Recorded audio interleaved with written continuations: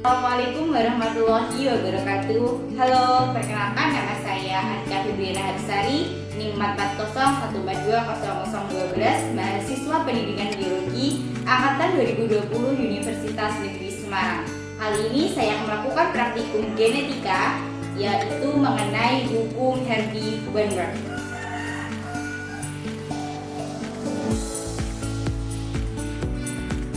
Hukum Hardy-Weinberg berbunyi, ketika gen dominan dan gen resesif pada suatu populasi yang besar tidak akan berubah dari generasi ke generasi seterusnya apabila yang pertama terjadi perkawinan secara acak, tidak terjadi mutasi, tidak terjadi migrasi, tidak terjadi seleksi, dan tidak terjadi genetic drift.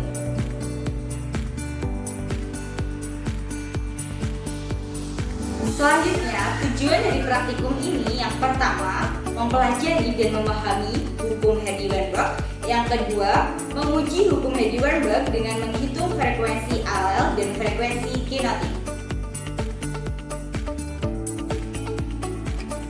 Alat bahan yang digunakan dalam praktikum kali ini yang pertama yaitu 60 lembar kertas berwarna biru sebagai gen dominan, 40 kertas berwarna pink sebagai gen resesif, 2 wadah sebagai tempat genetik, dan alat tulis. Cara kerja dari praktikum ini yang pertama yaitu membagi 2 bagian kertas menjadi sama besar, di mana gen dominan biru dibagi menjadi 30 lembar, dan gen pink yaitu gen resesif dari 20 menjadi 20. Selanjutnya, masing-masing dimasukkan ke dalam wadah.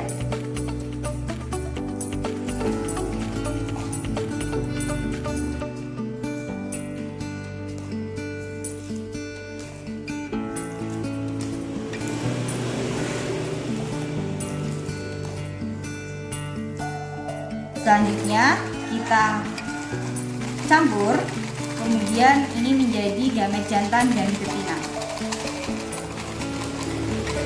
Setelah didapatkan 2 wadah, yaitu wadah pertama sebagai jantan dan wadah kedua sebagai betina, kita selanjutnya ambil salah satu dari wadah sebagai satu individu baru.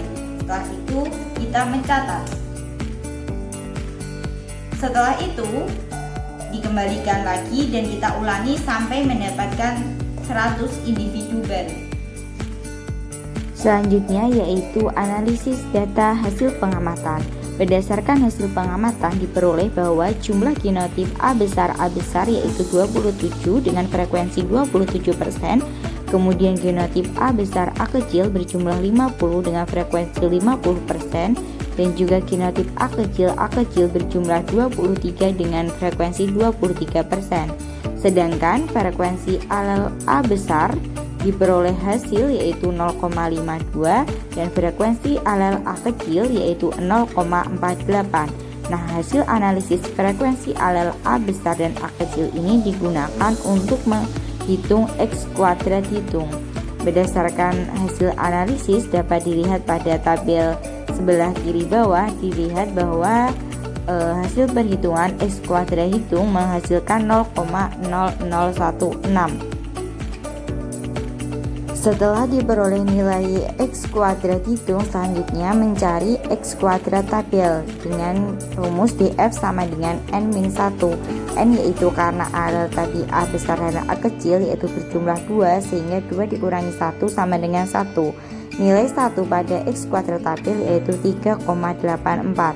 Nah, hasil ini dapat dianalisis bahwa X2 hitung kurang dari X2 tabel yaitu 0,0016 kurang dari 384, sehingga sesuai dengan hukum Hardy-Weinberg.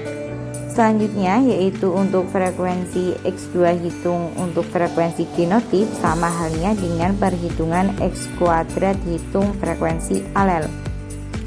Dapat dilihat pada tabel sebelah kanan atas bahwa nilai X kuadrat hitung frekuensi genotip yaitu 0,32, sedangkan nilai X kuadrat tabelnya diperoleh 5,99. X kuadrat hitung kurang dari X kuadrat tabel, sehingga hal ini sesuai dengan hukum Hardy-Weinberg. Sehingga dari proses penghitungan analisis data diperoleh bahwa tidak adanya penyimpangan dari hukum Hardy-Weinberg.